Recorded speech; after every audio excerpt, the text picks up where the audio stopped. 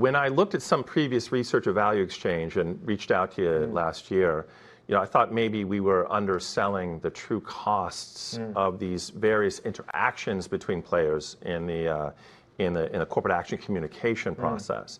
And then you conducted a bit of research where you really pulled that apart and came up with some truly appalling numbers.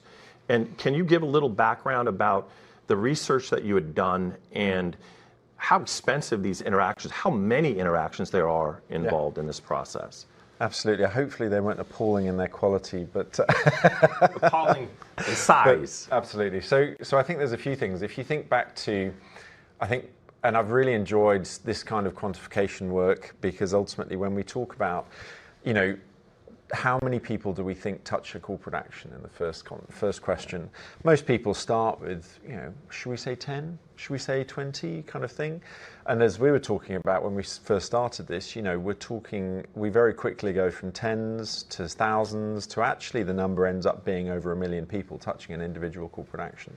So, in that context, the efficiency, the friction around data flows is pretty much the absolute kind of primary concern. Where you end up with is that, $37 million is the cost of a single corporate action in the US. Compound that across the industry, the total cost to the industry of corporate action processing every year, we think is $169 billion, which is 0.1% of the market cap of the US. So, they're big numbers. They're substantiated. I firmly believe in them, and we've actually had to kind of rework them a few times just to make sure we're in the right ballpark. But what we're talking about here is an astronomical challenge. And the only thing I'd add into that, to your opening comments, is the fact that the sad thing is we're not actually still in the same place that we were 30 years ago, because actually things are getting worse. And actually our research from last year showed that corporate action automation rates have actually gone down in the last year. So I think the trap is for us to think that actually we're on a kind of flat line. The truth is actually we're going backwards. And so making the kind of case for urgent change really, really quite apparent. Yeah, I mean, perhaps the only operational process in capital markets that is going backwards, given the levels of automation that we've enjoyed in transaction processing. And, to the root cause of that, and maybe it is the fragmentation of these various actors in the chain between an issuer, their agent, different types of transfer agencies. To us as the depository, we have more than 200 settlement members. So we have thousands of issuers presenting tens of thousands of events. We're normalizing that data as the depository. We affect the distribution of billions of dollars of capital where the money flows through DTCC.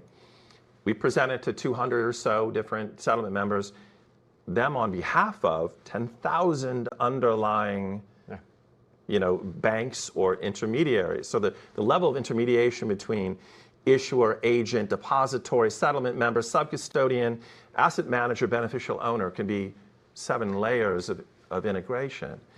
And is perhaps one of the challenges that each layer, they might know the layer above them where they get information and who they communicate to, but do they all understand where they sit in the chain and the whole process at large?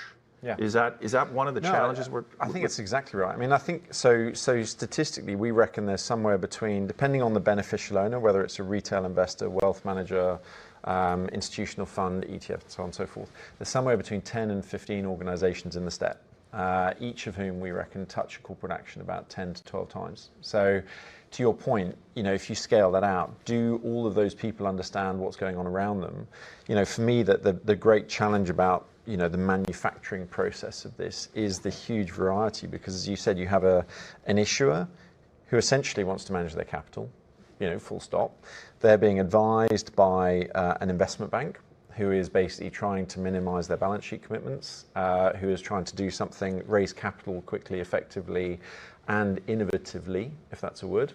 And so basically almost deliberately trying to break the mold each time, because they're trying to do something a little bit more funkily than before. Funkily? I'm inventing. That's definitely not a word. No, I like it. I took a liberty on innovatively, and I thought, let's stretch it to funkily. Watch out for more. But I think you then have transfer agents who, obviously have to book the stuff, create the event, pass it out. They have obviously their bills are being paid by the issuer, so therefore they need to obviously to follow that. But they have concerns and objectives around scale, around basically making sure that the thing works from a capital perspective. And then that passes through to the CSD, which passes down to a custodian or a depository participant omnibus account in most markets, whose only objective is basically to hold everything together in one place, get as much netting as you possibly can, and completely fly in the face of everything that is beneficial ownership recognition. And then all of that consolidates down through trustee structures and so on and so forth into a person managing a portfolio, whether it be an institutional fund manager or a wealth manager, who is trying to make sense of all of the different messages they've heard from everyone else. And so exactly to your point, you've got, even in that example, you've got 4 or 5 steps where the interests basically pay objectives are entirely different, and therefore very, very little kind of pull towards any kind of sense of common objective. And the incentive as the investment banker guides an issuer towards any event, are they at all empathetic about creating common interpretations using simple language? Are they empathetic downstream how operations and banks and asset managers are going to deal with this? But that's the disconnect? I think I'd probably say on a scale that it's directional in as much as they're more aware than they have been. But I think, the truth is that realistically an issuer is primarily concerned about how a corporate action election is going to go, or a proxy meeting is going to go, and they want to be able to speak with the beneficial owner who's making that call. Yes. So primarily that in a corporate action, based on our research, the main objective of an issuer is to know who the beneficial owner is, to get information from them as quickly as possible, so it's not all 11th hour, and that it is basically they're able to engage with that person in order to be able to kind of canvass and discuss and so on and so forth. That is totally different from the objectives of, for example, of the bank or the CSD or the kind of financial institutions on the back end. And so I think there is a growing awareness that the ratio that we see is basically it costs issuers collectively in the States about $167 million a year to issue corporate actions. As I said, if it's $169 billion to receive them, you've got a 1,000-time difference there. Yeah. I don't think there's an awareness of the quantum of that difference between issuers and financial institutions. And therein lies our challenge. How do we make people aware of the extraordinary costs that we've come to live with?